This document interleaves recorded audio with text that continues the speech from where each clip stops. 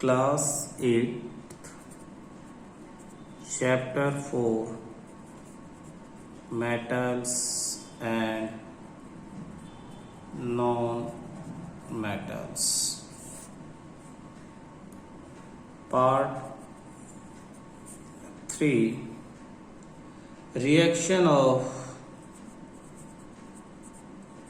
reactions of metals with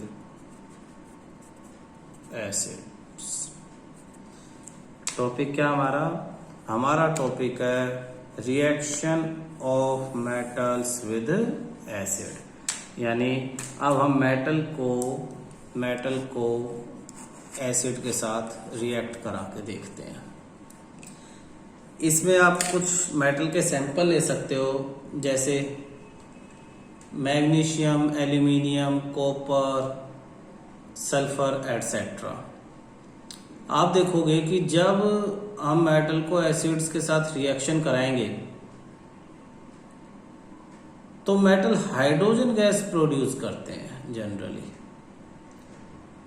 जब metal reaction करेंगे acids के साथ तो कौन सी गैस प्रोड्यूस करेंगे? Hydrogen gas. ये एक जनरल रिएक्शन है। जैसे कि हम एक मेटल ले लेते हैं, एग्जांपल हमारे पास एक मेटल है सोडियम Na, और वो HCl एक एसिड है, उसके साथ रिएक्शन करती है तो हमारा NaCl फॉर्म होगा और प्लस में H2 gas, hydrogen gas release हो जाएगी। बैलेंस करने के लिए हम क्या करेंगे? बैलेंस करने के लिए यहाँ हाइड्रोजन 2 है, एक बैलेंसिंग प्रोसीजर है, वो धीरे धीरे तुम सीख जाओगे। देखना, यहाँ हाइड्रोजन के 2 एटम है, यहाँ एक सिंगल है, तो आगे 2 लिखना पड़ेगा। लेकिन जैसे ही आगे 2 लिखते हैं हाइड्रोजन डबल हो जाएगा। ठीक है, यहाँ भी डबल है, कोई दिक्कत नहीं। लेकिन क्लोरीन भी डबल हो गया, आगे 2 का मतलब आगे के सब डबल हो गए। यहाँ क्लोरीन सिंगल है, तो इस क्लोरीन को डबल करने के लिए हमेशा आगे ही नंबर लिखेंगे, कभी नीचे नहीं लिखेंगे। नीचे तो फॉर्मूले के नंबर है, बैलेंसिंग के लिए आगे। अब क्लोरीन भी डबल हो गया, सोडियम भी डबल हो गया, तो यहाँ सोडियम 1 है तो सोडियम के आगे भी 2 लिख देंगे। 2 2 और 2, ये बैलेंस केमिकल इक्वेशन है। यानी generally when metal react with acids they form salt and release hydrogen gas. Generally when metal react with acid they form salt and release hydrogen gas. ये आपको याद रखना है कि मेटल किस तरह से एसिड्स के साथ रिएक्शन करेंगे। क्लियर है? अच्छा, सब मेटल नहीं करते। Not all the metal react with acid. सारे मेटल एसिड के साथ रिएक्शन नहीं करते हैं। अब कौन से करते हैं और कौन से नहीं करते हैं, नोट ध्यान से देखना। All the metals do not react with acids and produce hydrogen gas। Special note, सब नहीं करते। Example copper can not react with acid. Acid यानी hydrochloric acid, hydrochloric acid. Copper can not react, नहीं react कर सकता। क्यों नहीं react कर सकता? कॉपर यानी देखना Cu, कॉपर Cu, इसको रिएक्ट करना हाइड्रोक्लोरिक एसिड HCl के साथ, तो इसको हाइड्रोजन को हटाना पड़ेगा, क्लोरीन के साथ रिएक्शन कर ले। कॉपर को हाइड्रोजन को हटाना पड़ेगा, but copper is less reactive than hydrogen. Copper is less reactive than hydrogen, therefore it cannot displace hydrogen from HCl, from HCl। देखना बेटा, समझने की कोशिश करो थोड़ा सा। यहां पे आपके पास दो चीजें हैं, एक हाइड्रोजन है और एक क्लोरीन। ऊपर वाले से समझो, यहां आपके पास हाइड्रोजन था और क्लोरीन। सोडियम हाइड्रोजन से ज्यादा रिएक्टिव था। Sodium is more reactive than hydrogen. Sodium hydrogen से ज्यादा रिएक्टिव है, इसलिए सोडियम हाइड्रोजन को हटा के अलग कर देता और क्लोरीन के साथ खुद कंपाउंड फॉर्म कर लेता, सोडियम क्लोराइड। ठीक है, बट यहां पे कॉपर हाइड्रोजन से लेस रिएक्टिव है। Copper is less reactive than hydrogen, therefore copper उसको डिस्प्लेस, उसको नहीं हटा सकता, कॉपर नहीं हटा सकता, इसलिए रिएक्शन नहीं होगी। नो रिएक्शन, कोई रिएक्शन नहीं होगी। ये भी मेटल है, ये भी एसिड है, लेकिन रिएक्शन नहीं होगी। All the metal which is less reactive than hydrogen can not displace the hydrogen from the acid. तो रिजल्ट क्या आया हमारे पास? रिजल्ट आया all the metals which are less reactive than hydrogen cannot displaced hydrogen from acids से hydrogen को displace नहीं कर सकते। नेक्स्ट है, अच्छा जो हाइड्रोजन गैस बनी, एक क्वेश्चन आ जाता है, how will you test the presence of hydrogen gas. Hydrogen gas की प्रेजेंस को आप कैसे चेक कर पाओगे? क्वेश्चन, एक्सप्लेन दी टेस्ट किसका? For presence of hydrogen gas, presence of hydrogen gas, test for presence of hydrogen gas. Hydrogen gas के test के presence को आप एक्सप्लेन करो, ये क्वेश्चन है। तो हम लिखेंगे क्या? Hydrogen gas burst with pop sound when burning match sticks, जलती हुई तिल्ली, burning match stick is boat near the mouth of the test tubes in which reaction takes place and hydrogen gas produces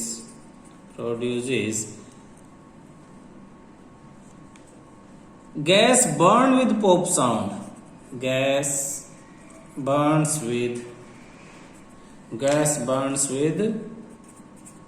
pop sound. This sound indicates that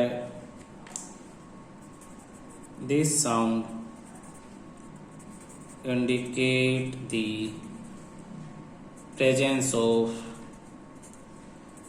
hydrogen gas.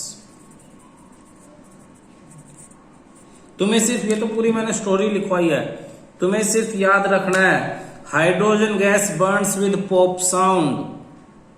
Note, तुम्हें सिर्फ ये याद रखना है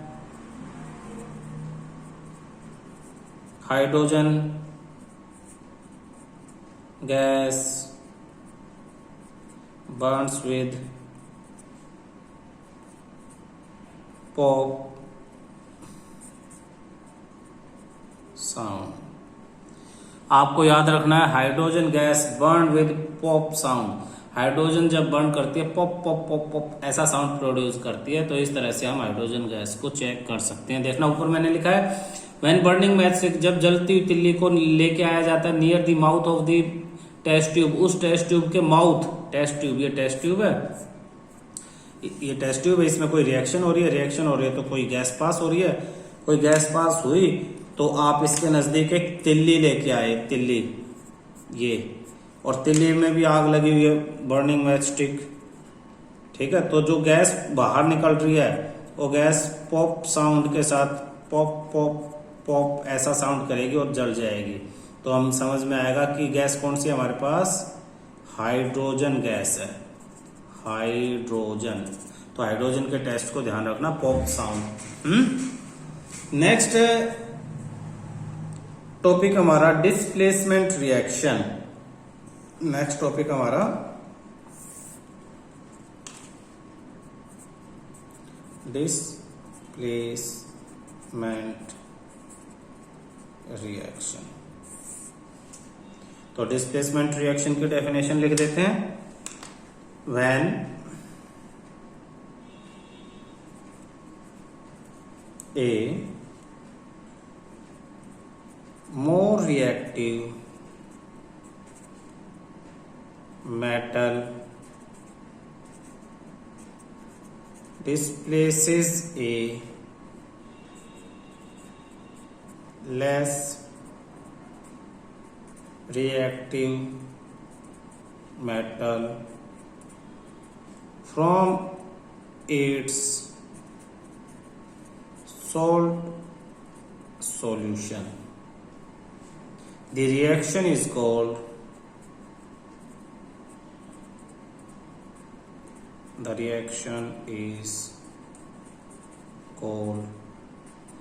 displacement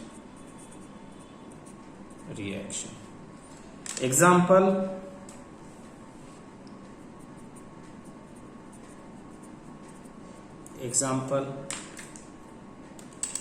कोई ए है, ए कोई metal है, ये मेटल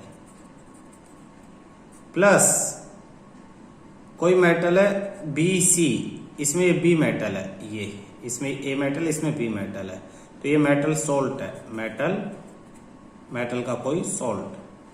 तो जब ये रिएक्शन होगी, अगर ए बी से ज्यादा रिएक्टिव है तो ए बी को हटा देगा और बनाएगा ए सी, ये मेटल और ये नॉन मेटल, और बी हो जाएगा अलग। तो कोई किसी को कब हटा सकता है, जब वो उससे ज्यादा रिएक्टिव हो। मोर रिएक्टिव हमेशा लेस रिएक्टिव को डिस्प्लेस कर देता है, डिस्प्लेस उसकी जगह से हटा देता है। इसी रिएक्शन को कहते हैं डिस्प्लेसमेंट रिएक्शन।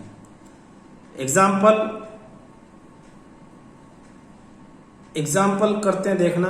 पहले तो आप याद रखो कुछ लाइनें इन द सेंस कौन से मेटल किससे ज्यादा रिएक्टिव है, मैं यहीं पे लिखवा रहा हूं।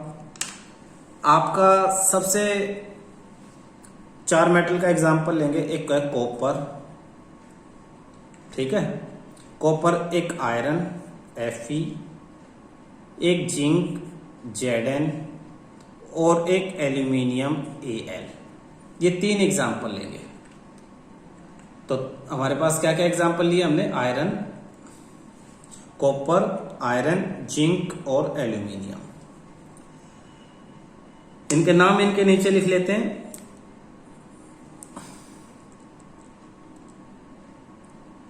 कॉपर, आयरन, ये सिंबल है ऊपर, ये सिंबल है Fe, Zn, zinc, aluminium.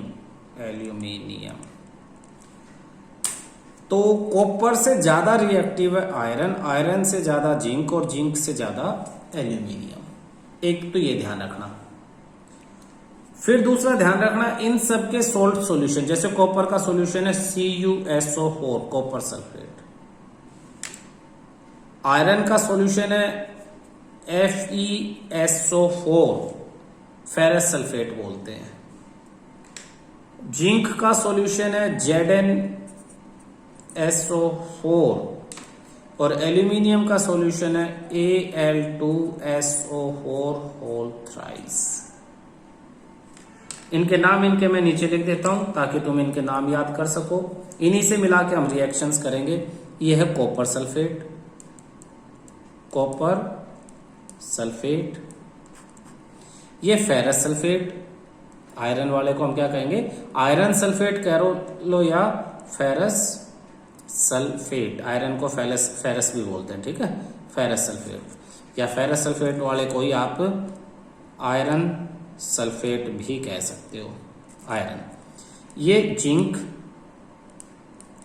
Sulphate और ये एल्यूमिनियम सल्फेट, एल्यूमिनियम सल्फेट। आपको खास बात, आपको याद क्या करना है, आपको चारों मेटल्स के नाम याद रखने हैं और चारों मेटल्स के बाद आपको याद रखना है कि ये जो SO43 है, SO4, ये SO4 है, इसको सल्फेट कहते हैं। इसको क्या कहते हैं, सल्फेट। तो जब ये कॉपर के साथ लगे तो कॉपर सल्फेट, आयरन के साथ लगे तो आयरन सल्फेट, जिंक के साथ लगे तो जिंक सल्फेट, एल्यूमिनियम के साथ लगे तो एल्यूमिनियम सल्फेट। ठीक, अब हम इनकी रिएक्शंस करते हैं आपस में। कोई मेटल लेंगे और उसका सोल्ट लेंगे और रिएक्शन करवाएंगे और देखेंगे रिएक्शन हो रही है कि नहीं हो रही है। कैसे लेंगे, जैसे कॉपर सल्फेट ले लेते हैं हम और आयरन, तो आयरन यानी Fe प्लस CuSO4, ठीक है। फिर ले लेते हैं Zn प्लस FeSO4। जिंक से नीचे का देखो, आयरन से नीचे कॉपर है तो आयरन के साथ कॉपर सल्फेट ले सकते हो। जिंक के नीचे ये दोनों है तो जिंक के साथ ये दोनों ले सकते हो, FeSO4 भी ले सकते हो और जिंक के साथ CuSO4 भी ले सकते हो। अब बचा एल्यूमिनियम, जैसे ये एक हो गया, ये दो। अब बचा एल्यूमिनियम, एल्यूमिनियम से नीचे 3 है तो एल्यूमिनियम कॉपर के साथ भी CuSO4 के साथ भी रिएक्शन कर सकता है। एल्यूमिनियम आपका FeSO4 के साथ भी रिएक्शन कर सकता है और एल्यूमिनियम आपका ZnSO4 के साथ भी रिएक्शन कर सकता है, ये 3, ठीक है ना। अच्छा, हम रिवर्स रिएक्शन करा के देखें कुछ।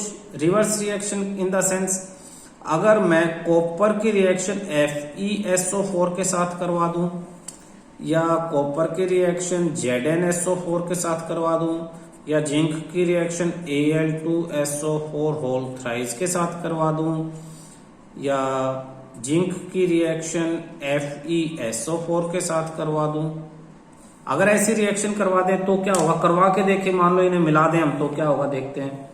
पहले FeSO4 हम देखेंगे, Fe आयरन मेटल है, कॉपर भी मेटल है।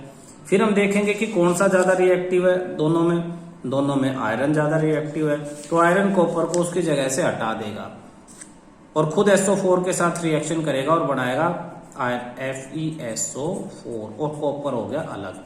इसलिए इस रिएक्शन का नाम है डिस्प्लेसमेंट रिएक्शन। दूसरा, Zn, यहां पे ये मेटल है और ये Fe, ये दोनों मेटल है। फिर हम देखेंगे कि जिंक तो आयरन से ज्यादा रिएक्टिव है तो जिंक आयरन को हटा सकता है, तो जिंक आयरन की जगह ZnSO4 और प्लस में Fe। फिर थर्ड देखेंगे, जिंक और कॉपर। फिर यहां जिंक है, यहां कॉपर है, जिंक कॉपर से ज्यादा रिएक्टिव है, जिंक कॉपर को डिस्प्लेस करेगा तो ZnSO4 और प्लस में Cu। फिर नेक्स्ट देखेंगे एल्यूमिनियम और कॉपर, तो एल्यूमिनियम सल्फेट के साथ बनाएगा। अब यहां देखना, यहां तो आराम से सब चल रहा था सही, यहां भी एल्यूमिनियम कॉपर को हटाएगा, जब सल्फेट के साथ रिएक्शन करेगा तो एल्यूमिनियम सल्फेट बनाएगा। लेकिन एल्यूमिनियम सल्फेट का जो फॉर्मूला है वो थोड़ा सा अलग है। एल्यूमिनियम सल्फेट का फॉर्मूला Al2SO4 होल थ्राइस, ये है एल्यूमिनियम सल्फेट का फॉर्मूला। प्लस कॉपर अलग हो जाएगा, ये कॉपर को हमने कर दिया अलग। इस रिएक्शन को अगर तुम्हें बैलेंस करना है, बैलेंसिंग थोड़ी देर पहले बताई थी, तो बैलेंसिंग के लिए यहां देखो एल्यूमिनियम 2 है, इधर भी 2 करना पड़ेगा। बैलेंस के लिए हमेशा सिर्फ आगे ही नंबर लिख सकते हैं हम और कहीं नहीं लिख सकते। यहां 2 है तो यहां 2 लगा दो, एल्यूमिनियम 2। सल्फेट SO43 तो 4, टोटल कितने, ये 3 है तो यहां तो सिर्फ SO4 एक ही है तो इसके आगे 3 लगा दो। आगे 3 लगाने से कॉपर 3 हो गए तो कॉपर के आगे भी आप अब क्या करो, 3 लिख दो। अब सारे के सारे एलिमेंट दोनों तरफ सेम होए और अगर एलिमेंट दोनों तरफ इक्वल होते हैं तो उसे बैलेंस केमिकल इक्वेशन कहते हैं। नेक्स्ट, फिर इसी तरह से गड़बड़ है। गड़बड़ क्या है, यहाँ एल्यूमिनियम और यहाँ आयरन है। एल्यूमिनियम और आयरन, एल्यूमिनियम आयरन से ज्यादा रिएक्टिव, हटा देगा तो एल्यूमिनियम Al2SO4 होल थ्राइस बनाएगा और प्लस Fe। बैलेंस करने के लिए क्या करेंगे, फिर देखो बैलेंस करने के लिए एल्यूमिनियम 2 है तो यहाँ 2 लगा दिया, सल्फेट 3 है तो यहाँ 3 लगा दिया, फेरस 3 है तो फेरस के आगे 3। नीचे फिर वही प्रॉब्लम हमारे पास, जिंक एल्यूमिनियम जिंक से ज्यादा रिएक्टिव तो एल्यूमिनियम फिर सल्फेट बनाएगा Al2SO4 whole thrice plus zinc. Balance कर देंगे हम इसे, एल्यूमिनियम 2 है तो 2, सल्फेट यहाँ 3 है तो यहाँ 3, जिंक 3 है तो जिंक के आगे 3, सब सेम एक ही तरह से बैलेंस होंगे। तो ये सारी डिस्प्लेसमेंट रिएक्शन थी। डिस्प्लेसमेंट जिसमें ज्यादा रिएक्टिव मेटल कम रिएक्टिव मेटल को उसकी जगह से हटा देता है, यानी उसके सोल्ट सॉल्यूशन में से उसे निकाल देगा और खुद आ जाएगा।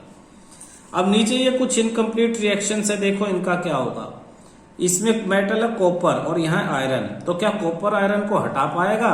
No reaction. क्यों? Copper is less reactive than iron, Cu is less reactive than Fe, iron से कम रिएक्टिव है कॉपर। अब यहां कॉपर और जिंक, कॉपर जिंक को हटा पाएगा? नहीं, तो कोई रिएक्शन नहीं होगी, नो रिएक्शन। ऐसे जिंक और एल्यूमिनियम, जिंक कम है तो यहां भी नो रिएक्शन। आपको मेटल पहचानने पड़ेंगे, और अगर मेटल कम रिएक्टिव है तो वो उसके सोल्ट सॉल्यूशन से हटाएगा नहीं, डिस्प्लेसमेंट रिएक्शन नहीं होगी। जिंक आयरन से, देखना ध्यान से, जिंक आयरन से ज्यादा रिएक्टिव है तो जिंक आयरन के केस में इसे हटा देगा, ZnSO4 प्लस में Fe, यस, यहां रिएक्शन हो जाएगी। आप हर केस में देखोगे कि किस केस में मेटल ज्यादा रिएक्टिव है और किस में मेटल कम। अगर ज्यादा रिएक्टिव है तो वो उसे डिस्प्लेस कर देगा, और अगर ज्यादा रिएक्टिव नहीं है, कम रिएक्टिव है तो डिस्प्लेस नहीं करेगा, और कोई भी रिएक्शन आपकी नहीं होगी। ठीक है। इसके बाद था मेटल और नॉन मेटल के uses of metals and non metal. तो सबसे पहले मेटल के यूजेस अगर आप देखो तो मेटल के खाना बनाने के बर्तन बनाए जाते हैं, वायर्स बनाए जाते हैं, है ना। और नॉन मेटल तो हमारी लाइफ के लिए बड़े जरूरी है, जिंदा रहने के लिए, जैसे हम ऑक्सीजन को ब्रीदिंग में लेते हैं।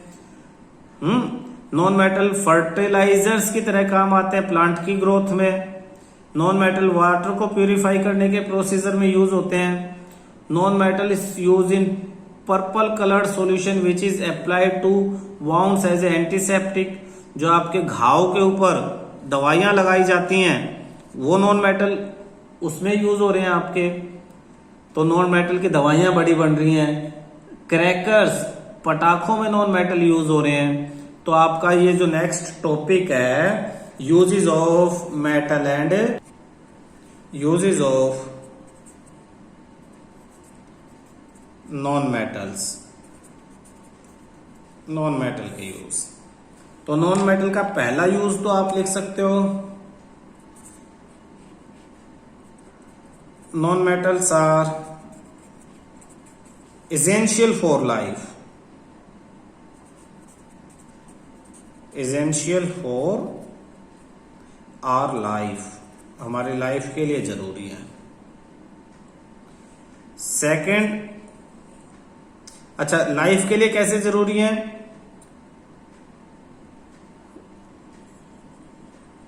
विच ऑल जो लिविंग है, ऑल लिविंग बीइंग्स इनहेल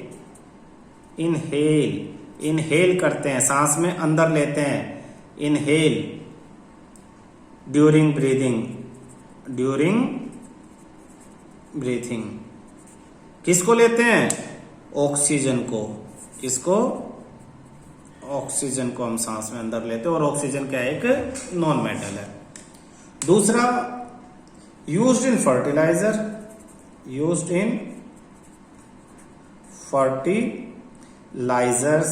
अब फर्टिलाइजर्स क्या है? फर्टिलाइजर केमिकल खाद है। केमिकल खाद यानी जो हम खेतों में डालते हैं, खेतों में पेड़ पौधों के लिए, ताकि उन्हें न्यूट्रिएंट्स मिल सकें, तो फर्टिलाइजर में यूज होते हैं।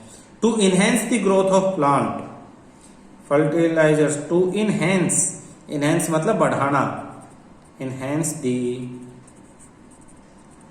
ग्रोथ ऑफ प्लांट्स की ग्रोथ को बढ़ाने के लिए। थर्ड हमारा जो यूज है नॉन मेटल का वो है used in water purification process. Water purification process example कौन सा, ये भी साथ में बता रहा हूं। Chlorine is a non metal, chlorine non metal है and used to purify water को प्यूरिफाई करने में क्लोरीन यूज होता है, ठीक है ना। अच्छा, यहां फर्टिलाइजर में नाइट्रोजन, फॉस्फोरस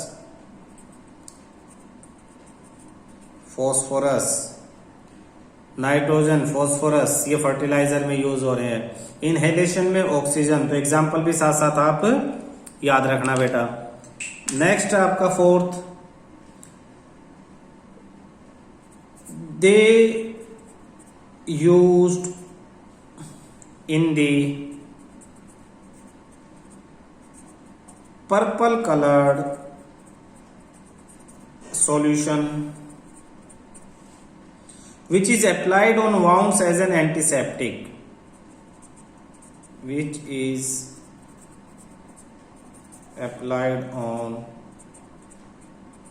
wounds मतलब घाव, आपका जो घाव है उस पे एंटीसेप्टिक की तरह पर्पल कलर की डाई लगाई जाती है। अब आजकल के बच्चों ने नहीं देखी होगी, पहले बहुत ज्यादा यूज होते थे, अपने पेरेंट्स से पूछ सकते हो, उन्होंने जरूर देखी है। एज एन एंटीसेप्टिक, दवाई की तरह, अगर घाव हो जाता तो घाव के ऊपर ये दवाई डाल दी जाती थी बेटा। और आपका fifth, used in crackers,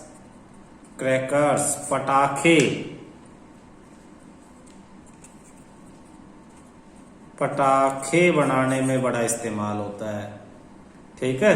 coloured solution, घाव ठीक करने में, वाटर प्यूरिफिकेशन में, और फर्टिलाइजर में, और इनहेलेशन लाइफ के लिए, फॉर लाइफ। तो ये पॉइंट आपको याद रखने हैं। तो ये यूज थे आपके। और मेटल भी बहुत सारी चीजों में, खाना बनाने के बर्तनों में, इलेक्ट्रिसिटी वायर्स में, और एयरक्राफ्ट बनाने में। तो इस तरह से मेटल के भी बहुत यूज है। यहाँ चैप्टर आपका खत्म हो जाता है। अगली क्लास में इसके क्वेश्चन आंसर्स डिस्कस करेंगे, ठीक है।